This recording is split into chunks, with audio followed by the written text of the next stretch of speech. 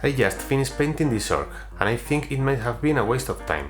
Not because I dislike the miniature, but this model took me roughly 3 times longer than my usual characters, and now that it's finished and standing next to the rest of my army, I'm not sure it was worth the effort.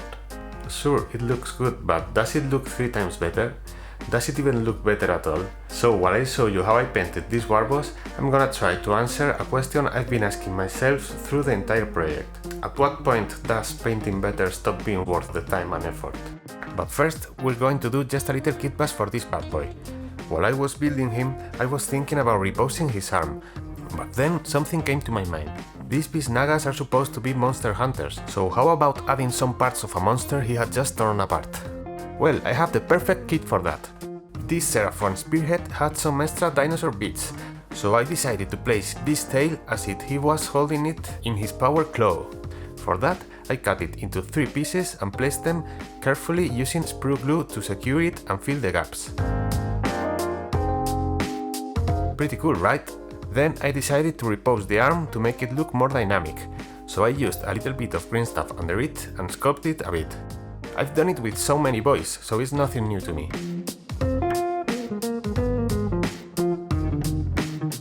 Then I added some extra dinosaur pieces that I had on the base, securing them to this little milliput mountain.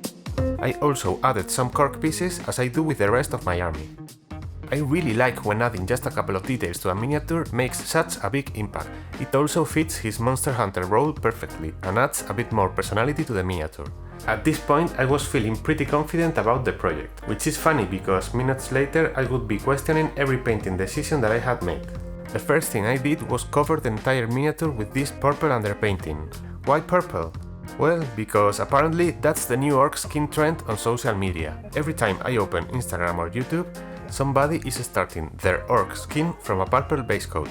And to be fair, it makes sense on paper. My clan color is yellow. Yellow and purple are complementary colors, and I thought the contrast could really work. Looking back though, I think this was my first mistake. If I had just started with the same reddish brown I used for the rest of my army, it would have been much easier to make this model look like a part of it.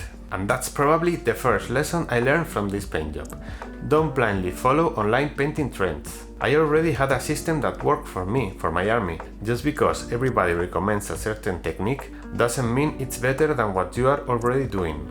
Next, I started working on the sword using non-metallic metal principles. I decided to use this heavy textured approach, so I built the highlights by adding more and more little scratches.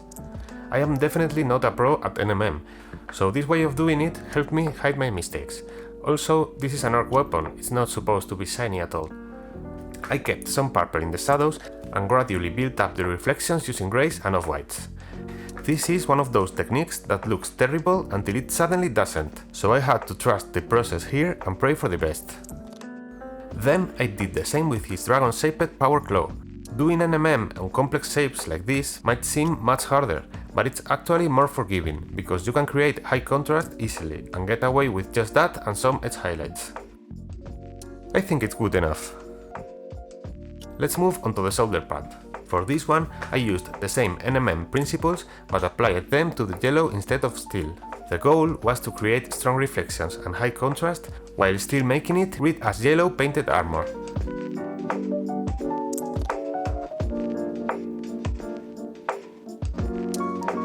I was afraid it could be read as gold instead of yellow, so I decided not to push the highlights too far into the whites.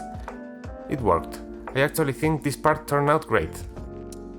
From there, I started applying the same approach across the rest of the miniature. Some parts in yellow, some in silver NMM, slowly building all the different materials one section at a time.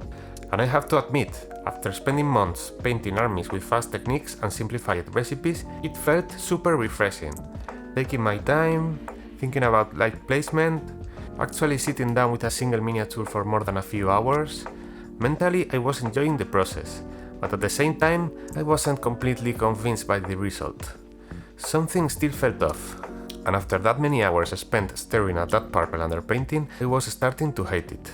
At this point, I wasn't sure whether I was creating one of my best painted orcs or slowly turning it into a miniature that didn't belong in my army anymore. And that's a strange feeling, because usually when a miniature is getting better, you are supposed to feel more confident about it, not less. But there was only one thing left to do: keep going. I decided to paint the skin after, since I consider it to be the most important part of my Ork army. I used my usual recipe, but using the violet as my shadow color. I usually love this skin tone, because it is extremely vibrant and saturated, but on this miniature I'm a bit worried that the purple underpainting makes the whole model a bit too colorful. For that reason I decided to tone down the violet a bit on the fur, so I started by thinning down this brown color and using it as a wash just to tint it a little bit.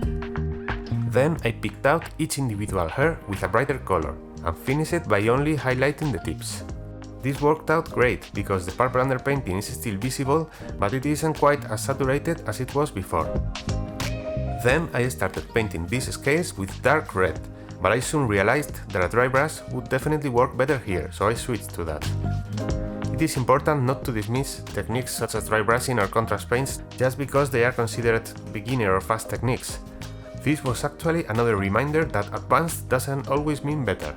Dry brushing was faster, easier, and I don't really think these scales would have looked any better if I had spent 3 times as long painting them. I used the same 3 colors for all the horns in the model. I have to admit this miniature is a bit oversaturated with details, which is making my life incredibly complicated, because I have to pick different colors for all of them, while still trying to make it look close to my army and not too saturated. I really love this little squeak on top, so I allowed myself to make it more vibrant to draw the attention to him.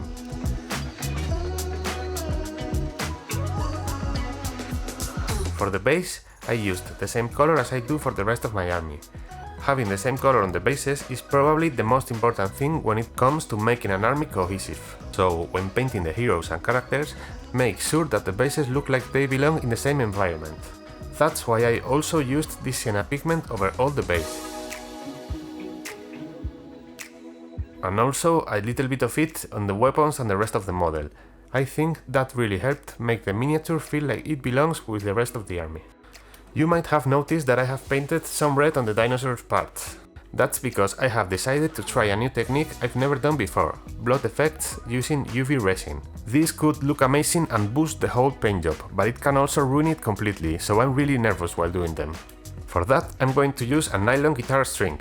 I am Spanish, so I obviously had one at hand. I used the same UV resin to glue a little piece of the guitar string on the dinosaur tail, and then dropped a little bit more resin down the string while instantly curing it with the lamp. It worked perfectly. It looks like a drop of blood hanging from the tail. I repeated the same process on the sword, and then decided to do a third one too. Then I used transparent paints to paint all the blood while still keeping it a bit translucent.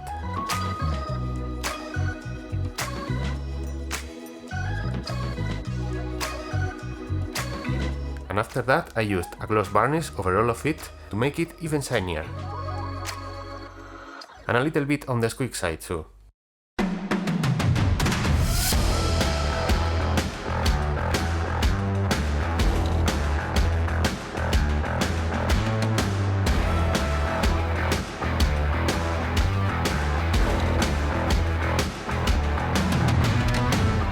So was it a waste of time? I don't think so. I think changing your painting style and trying your best from time to time really helps you grow as a painter, and some of these new techniques will be included in my future works for sure. If you enjoyed this video, check this one right here, where I show you the tricks that keep me motivated to actually finish my army.